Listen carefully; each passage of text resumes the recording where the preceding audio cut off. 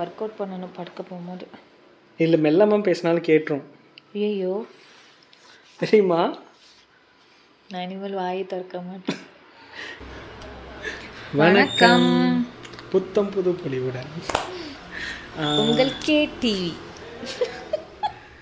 Back to school வந்து அவங்க சொல்லியிருந்தோம் தெரியுமா, என்ன ஒரு மாதிரி வாய்ஸ் வந்து ஒரு டப்பிங் வந்து பட் விஷுவல் கிளாரிட்டி பக்காவாக பண்ணியிருக்காங்க. வாய்ஸ் டப்பிங் ஏன் ஒரு மாதிரி ஃபீல் ஆகுது, மேபி போக போக மாற்றிருப்பாங்க அடுத்தடுத்த சீசன் நினச்சோம். ஆனால் ஃபஸ்ட் எபிசோட் மட்டும் ஏதோ இஷ்யூவும், அதனால் அந்த மாதிரி இருந்திருக்கு. மைக் இருக்குல்ல, ஏதாவது ப்ராப்ளம் நம்மளது மாதிரி.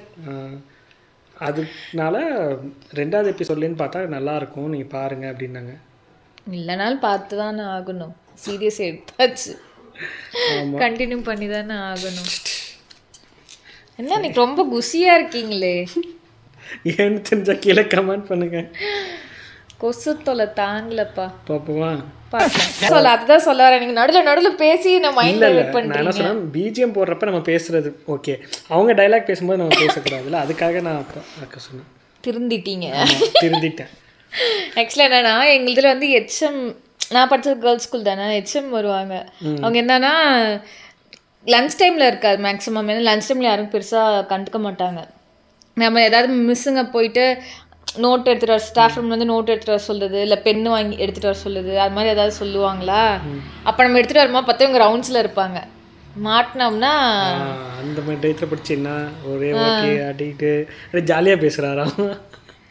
அவங்க அதெல்லாம் கேட்க மாட்டாங்க. யார் கிளாஸு, ஏன் நீங்கள் எடுத்துகிட்டு போகிறீங்க, மிஸ் ஏன் மறந்துட்டாங்க, உங்களோட இந்த டைம் எக்ஸாமில் எவ்வளோ மார்க்கு எல்லாம் கேட்பாங்க. அந்த நேரத்தில் அதுதான் சான்ஸ்னு எக்ஸாம் மார்க்லாம் கேட்பாங்க. ஆமாம், நம்மளுக்கு ஞாபகமும் இருந்து தொலையாது, மார்க் சொல்கிற மாதிரி எடுத்துருக்க மாட்டாங்க. சொல்கிற மாதிரி எதுவும் இல்லை சார் அப்படின்னு இருக்கு. அதனால அவங்க இந்த சைடு வராங்கன்னா நான் அந்த சைடு, அவரது மாதிரி ஆப்போசிட் சைடில் டைரக்ஷனில் சுற்றிட்டு இருப்போம். அவங்க போகிற வரைக்கும் ஸ்டாஃப் ரூம்லேயோ நின்றுட்டுருப்போம்.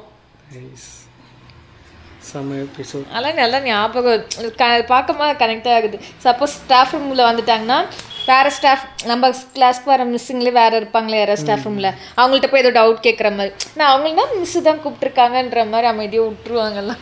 அந்த வேலைலாம் பண்ணியிருக்கோம். நான் லைக் அப் டு 10th வரைக்குமே இப்போ சாப்பிட்டது கிடையாது. நான் சாப்பாடு எடுத்துகிட்டு போயுமே அது இன்னும் லஞ்சு அந்த இதில் நடத்தும் போது சாப்பிடக்கூடாது அப்படி. 11th 12thலாம் அது ஃபுல்லி பிரேக் ஆகி அப்போல்லாம் வந்து ஒரு லஞ்ச் பீரியடுக்கு முன்னாடியே சாப்பிட்டு முடிச்சிட வேண்டியது எல்லாத்தையுமே, இல்லை அட்லீஸ்ட் பாதியாக சாப்பிட்டுட்டு தான் மீதி வைக்க வேண்டியது. 11th 12thலாம் எனக்கு நல்ல ஞாபகம் இருக்குது. எங்கள் மேக்ஸ் சார் கிளாஸ் எடுத்துகிட்டு பாரு, நாங்கள் கீழே டேபிள் கடையில் உட்காந்து சாப்பிட்டுட்டுலாம் இருந்திருக்கோம். அது ஒரு மாதிரி த்ரில்லாக ஜாலியாக இருக்கும். அது திரும்பும்போது திரும்பிட்டானா அப்படியே வாயில இருக்கும். அதெல்லாம் நானும் பண்ணியிருக்கேன். ஓகே, நெக்ஸ்ட்டு மறுபடியும் 3rd எபிசோட். இதெல்லாம் எங்கள் வீட்டில் பார்த்தாங்கன்னா ஸ்கூல் போய் படிக்காம மார்க் எடுத்தது காரணம் என்னன்னு எல்லாம் இப்போ தெரியும் அவங்களுக்கு. 3rd எபிசோடில் மீட் பண்ணுவோமா? எல்லாரையும் மீட் பண்ணலாம். அது வரைக்கும்